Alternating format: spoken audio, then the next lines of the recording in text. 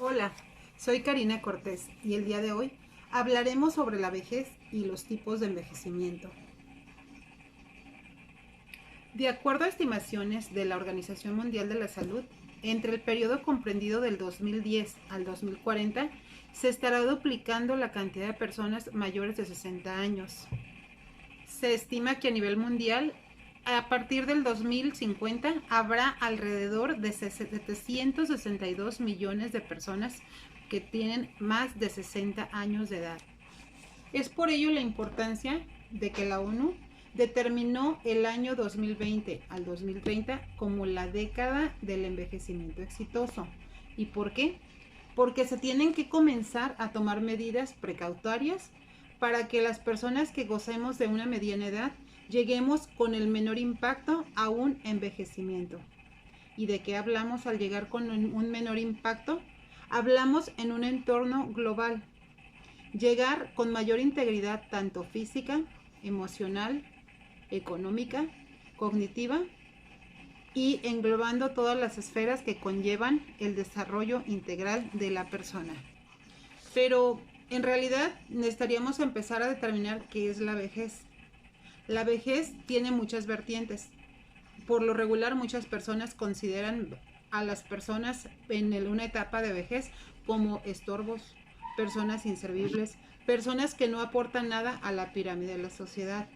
Pero bueno, la realidad es que todas las sociedades tienen un impacto y le dan una diferente importancia a los adultos mayores durante la etapa de su vejez. Pero la realidad es que la vejez es un fenómeno altamente heterogéneo. ¿Y a qué me refiero con esto? Es heterogéneo porque no todos los adultos mayores tienen las mismas características y desde luego no todos tienen las... Yo elegí 5 tipos de envejecimientos que quiero compartir contigo el día de hoy, de los cuales desglosaremos a continuación uno por uno. En el número 1 comenzaremos por definir al adulto mayor sano. Traducido de otra manera es un adulto que llegó a un envejecimiento exitoso o saludable. Y bueno, ¿cómo logró esto?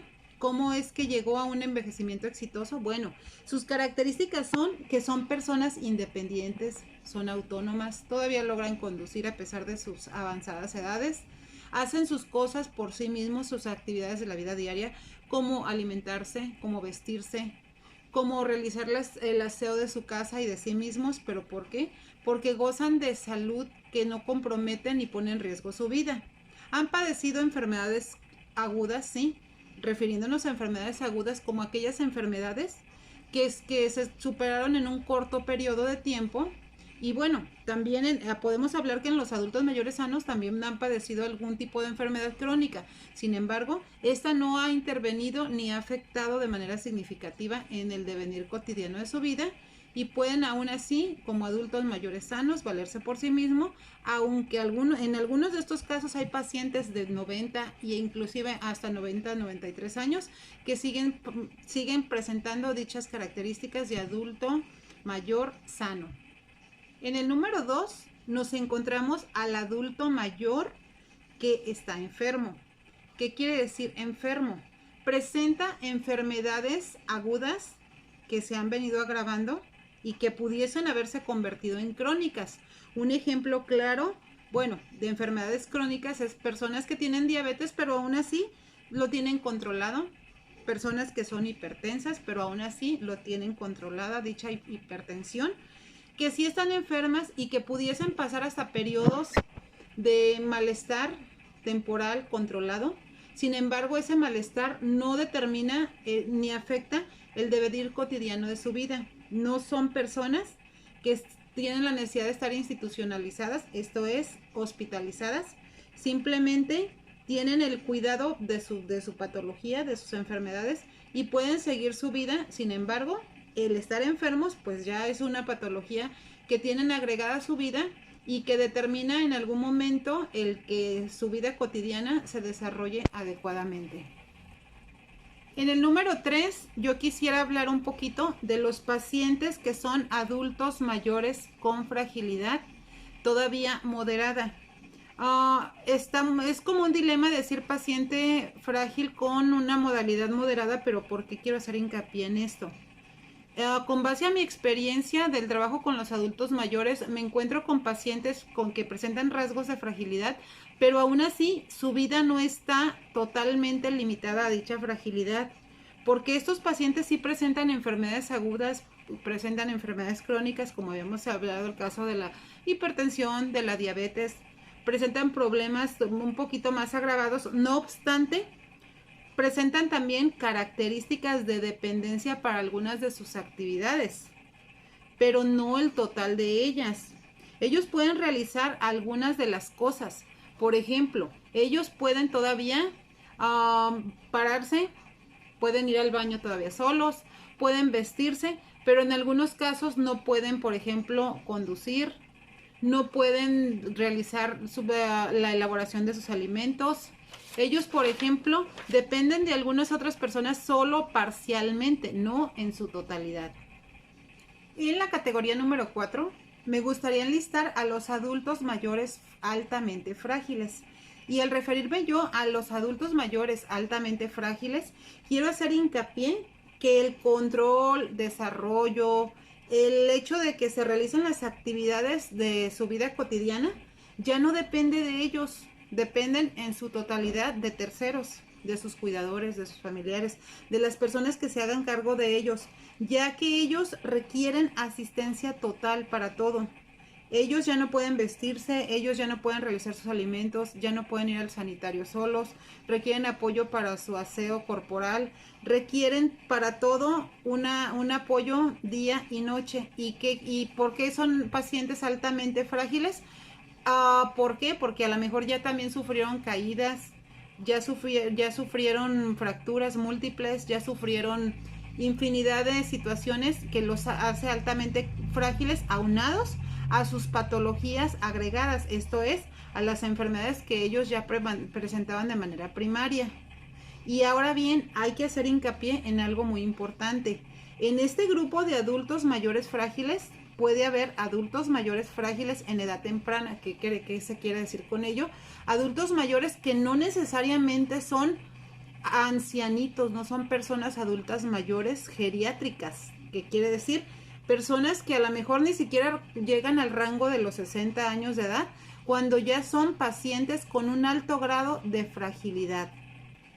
En la categoría número 5 nos encontramos a los adultos mayores geriátricos, sean o no frágiles. ¿Qué quiere decir? Existen pacientes adultos mayores geriátricos que llegaron a una edad sumamente avanzada. Estamos hablando que hay pacientes geriátricos que rebasan los 90 años de edad y aún así gozan de funcionalidad, que tienen posibilidad de desarrollar una marcha adecuada, pero aún así corren riesgo. ¿Por qué? Porque muchas de las veces esos pacientes geriátricos presentan deficiencias auditivas, deficiencias visuales, auditivas, cognitivas, y aún así no pueden pueden ellos desplazarse, pero no pueden desarrollar una vida por sí mismos. ¿Por qué? Porque son vulnerables. Entonces, al ser pacientes adultos mayores geriátricos, aunque su capacidad física pudiese estar estable en cuanto a la movilidad, en cuanto a la funcionalidad, por alguna otra deficiencia orgánica requieren apoyo. Y bueno, algunas características que se pudieran presentar en ellos es que necesitan precisamente apoyo para realizar sus actividades básicas de la vida diaria. Volvemos a lo mismo, no porque ellos no puedan, simplemente porque en algunas ocasiones correría riesgo su integridad física. Algunos de estos pacientes, pues por tener una edad tan avanzada y por ser geriátricos, han acumulado cierto grado de patologías que de alguna manera pues ha presentado estragos en su integridad física y por lo cual los vuelve vulnerables. Y requieren la asistencia de terceros. Aún así, estos pacientes geriátricos en algunos casos, y sobre todo en los ámbitos rurales, vemos casos de geriátricos exitosos que de alguna manera su estabilidad física se ha mantenido, aunque su edad avanzada es la que ha causado estragos en su condición física. Ya hablamos de lo que son los tipos de envejecimiento. Hablamos de algunas de sus características. Ahora bien, ¿Cómo se logra o cómo llegar a un envejecimiento exitoso?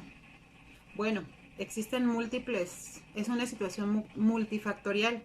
Sin embargo, la situación y los factores claves son los siguientes: alimentación, un sueño reparador, una actividad física permanente, una serie de relaciones sociales que permanezcan y nutran la estabilidad emocional de los individuos, y tener una posibilidad de mantener tanto cuerpo, mente y todo el espacio cognitivo ocupado para que se logre desarrollar esa actividad y que no se pierda y no se caiga en ese deterioro, que lógicamente con el paso del tiempo, pues en algunos casos pues pudiera ser irreversible. Sin embargo, es decisión tuya qué tipo de envejecimiento quieres llevar a cabo y con qué tipo de vida quieres empezar a vivir hoy. Un abrazo y hasta pronto.